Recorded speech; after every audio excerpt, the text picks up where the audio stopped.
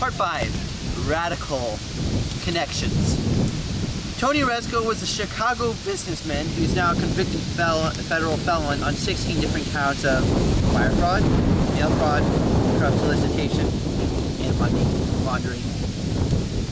Rezko was a corrupt slumlord, unethical businessman, and a creature of the Chicago political machine that used his influence and connections to help Obama rise through the slippery social and political ranks of Chicago power.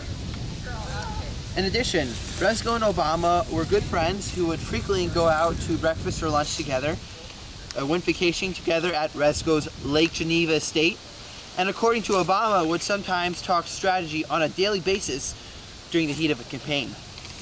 At the start of his first campaign, Obama received a $2,000 contribution from Rezko, but this was only the beginning of the thousands more to come in financial backing. According to Obama, Rezko raised $250,000 for his campaign, $250,000. Rezko also hosted an important fundraiser at his home during his run for the U.S. Senate. Rezko was also chosen to be on Obama's Finance Committee during his 2004 run for the U.S. Senate. In 2005, Rezko appeared to set up a sweet deal to help Obama get a new house in Kenwood, a wealthy South Side neighborhood, for lower than the listed price.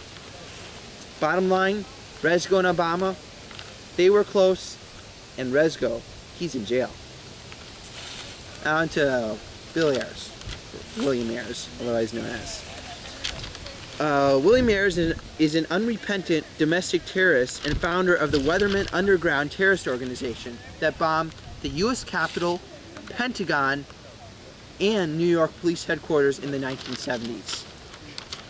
Ayers was said to have summed up the Weatherman philosophy as kill all the rich, break up their cars and apartments, bring the revolution home, kill your parents. That's where it's really all at.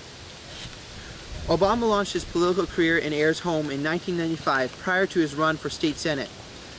Beginning in 1999, Obama served on the same board of a Chicago nonprofit organization with Ayers for 3 years, as well as appearing together with Ayers on 2 academic panels. Ayers and Obama worked closely together on a school reform project known as the Chicago Annenberg Challenge. In 2001, as a state senator, Obama accepted $200 in donation from Ayers. In a statement on 9/11, William Ayers said, "I don't regret setting bombs. I feel we didn't do enough." Ayers is a known professor of education at the University of Illinois at Chicago and has moved on to a new line of radical anti-American work, namely promoting education, again, reform.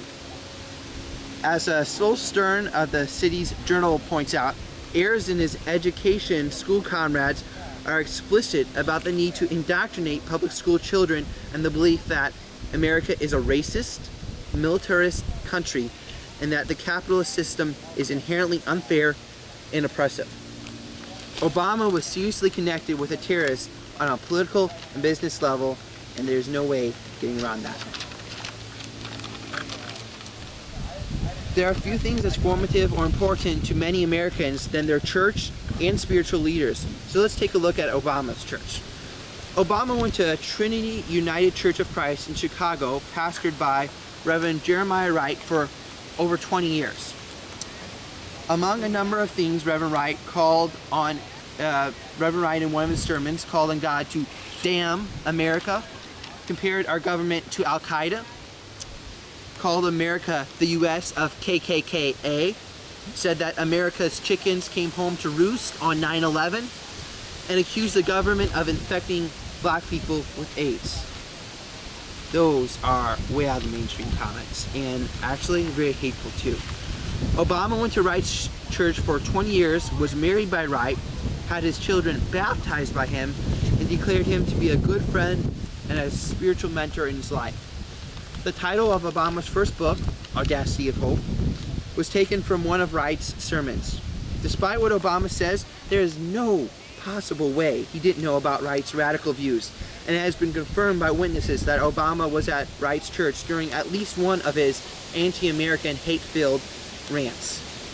One of the themes of his campaign is the healing and transcending of race relations in our country, which doesn't jive too well with Wright being his pastor, who has frequently made racist remarks. Obama is very personally connected with Wright and his church and only left it after the spotlight of the nomination was shining on him. This is someone who formed his worldview on spiritual and social issues for over 20 years.